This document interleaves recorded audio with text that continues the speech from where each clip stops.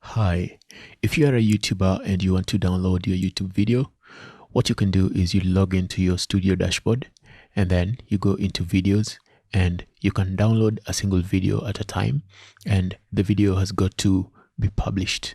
These are videos that are already live. If I want to download this video, I'll just click on it and then you can come here under more action and click on download the video. And for me, the video will get picked up by IDM, which is a download manager. So if you don't have this, you can just download it using your browser. You can also download the video if you just click on edit and you come up here. You'll see that you have the option to download your video as well. So that's how to download your YouTube video, and you can download one video at a time. Okay, that's it for this video. I will see you next time.